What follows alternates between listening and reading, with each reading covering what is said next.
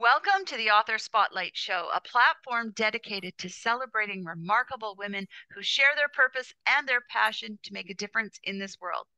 My name is Gail Watson. I'm founder and CEO of Women Speakers Association, a global community of women who use their voice to powerfully inspire others. Today, we're talking about a brand new book that's just been released that features extraordinary women from various backgrounds and walks of life who share how their message has merged from their life experience.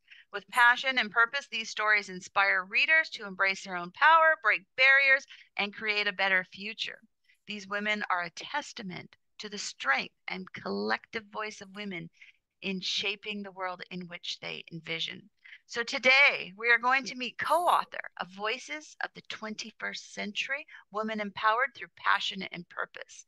So if you're someone listening right now and you've ever felt like you're not enough, or those voices that you're likely to fail, and of course the fan favorite would be stop dreaming and just get real, then you're going to want to take a listen, lean in and listen to our next guest. Her name is Catherine Moore. Welcome to the show. Thank you so much, Gail, and beautiful introduction. Thank you. Well, you're a beautiful person, so you deserve a beautiful introduction. Oh, you're so sweet. So, your story, I mean, it speaks. As I was reading, it was speaking to me on all sorts of kind of levels because it is talking about those voices, sometimes in our head and sometimes from other people. Actually, a lot of time from other people. You write about defying the odds, embracing your inner strength. So let's talk about your story a little bit. What inspired you to write it? Yeah, so I've been through a lot of stuff in my life, a lot of different obstacles and challenges. And a lot of people have said, Catherine, before you were even an adult, you went through so many things that most people never go through in their entire lifetime. And I know that I have all of these amazing stories of strength and resilience. And so I'm just glad to be able to get to a point in my life that I feel confident enough in myself and have worked on myself enough to be able to share these experiences with other people, especially people who are the next generation, right? Our college students, the new generation of professionals that are coming up, because there's so many odds against them, right? And we hear this all the time. And so I want to speak to them, those dreamers, those people that really know that they're meant for more, but they feel like they're being held back by these stories, either within themselves or from the people around them or society. Okay, well, so you're an accomplished mental health therapist, you're university educated. It's very clear that from your story that you beat those odds, however, they're defined. However, that like as you're sharing, that's not always the case. So were you the personally, were those words of you're not enough, you're likely to fail, were those words in your head or did they come from your environment? They came from my environment. Mm. And, just a little background about me is I come from a very high poverty area. I was raised only by my grandmother, and my parents were unable to take care of me due to struggles with addiction. And so my grandmother just fed so much into me, so much love and encouragement. And it was to the point that I knew I was going to do something great. I knew that I was a helper, that I was going to go help people. I didn't know what that looked like as a kid, but I knew that I was going to go to college. And when I would tell people this, and specifically some teachers in my school, who again, they don't see a lot of children from my area going to college. I had one professor, he asked me, oh, what are you going to do after graduation? I said, I'm going to go to college. And he says, well, do you know the statistics of a girl like you being raised by a single grandmother in this area actually going to college? And I said, well, no, of course I didn't, because I didn't have Alexa to ask at that time, right? But I had no idea, but it didn't matter because I don't care what anyone else is doing. I'm doing it. And that is just, one example of the odds against me, right? Being raised by a single grandmother, had parents who suffered from addiction. We had our home burned down in a wildfire. So we were homeless at a time when I was in high school studying for SATs. And so the odds really were stacked against me. And I started really exploring, okay, what was it that was the difference, right? What made me that 12% of people who go on to go to college who were raised by grandparents, right? Only 12% are able to do that. Yeah. So, what made me be the first generation college graduate, the first generation master's graduate? What was different, right? And I started looking at all of these stories of famous people like Oprah, right? And they all had these three things in common, which I found was really spectacular. And then I talk about in my chapter. That's phenomenal. I just love your story and I love your attitude. So is it a mindset? Because you also share in there that if somebody says to you, oh, you're not going to succeed or you're not going to be able to do that, that actually has a reverse effect to you where it lights your fire or it's like fuel to your fire. Yes, I take it as a challenge. I take it as a challenge and say, I am going to show you that you are wrong and I am right. But I think ultimately where that comes from is having that one person in your corner, like at least one, right? You have to have at least one person in your corner. For me, that was my grandmother.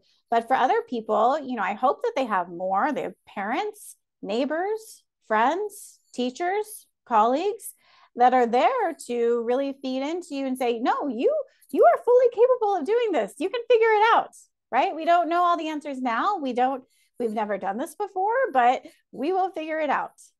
And that's what it takes, right? It's those people who say you can't do this. They are the ones who have not taken the steps to figure out what they want to do in their own life. Interesting. And yeah, how awesome it is that you had your grandmother. So great women raise great women. Yes. Uh, and that you had that person in your corner, but there's so many people who don't have that person in their corner Mm-hmm. and they have to find it within. Let's talk about how I mean, your purpose here in this world and your passion is on fire for sure. How does this show up in your today's world? Because you run your own business, Social Workers Rise is your website, Yes. socialworkersrise.com. So let's talk a little bit about that. Yeah, definitely. So my business is essentially helping and supporting the next generation of mental health professionals. I'm a social worker by trade, I'm licensed in the field, and I see that there's a lot of toxic narratives, a lot of problems that need to be addressed as far as high burnout rates and low wages. And also to this particular population, a lot of them have stories similar to mine where they have come from some sort of disenfranchised background and now they feel called to help more people. And so giving them the tools that they need to succeed, to advocate for themselves, and to advocate for the populations that they work with, which are traditionally the most underserved populations in our country as far as homelessness, domestic violence, human trafficking, incarceration, addiction. I could go on, right? So we help these populations and we give voices. It's important that we know our own voice first, right? So that's why I called my business Social Workers Rise. It's a call to action. And it speaks to the fact that even though life gets hard, we keep showing up. We don't quit. And that can be a strength or a weakness of ours. But giving them the tools that they need to really be successful in any way that they deem success. I love that. So I mean, your story is powerful and it's very personal. So first of all, thank you for sharing that inside part of you for sure, because it is relatable I mean, it's relatable to myself. I'm sure it's relatable to many listening. So I'm just thinking now, where can we get a copy of your book? Great question. It can be found on my website, socialworkersrise.com. And I am able to do speaking engagements around the topic of mental health and resiliency, especially for those college age students and those new professionals and women, particularly need to hear this message. Absolutely. And as you were sharing there and how you're talking about the marginalized communities and only 12% or those people who don't have people in their corner, as I was listening to you share that, I'm thinking, it'd be great to pick up a copy of your book for ourselves, but also perhaps consider if you're picking one up for yourself, order 10 and order 10 to take those additional 10 maybe to a local shelter.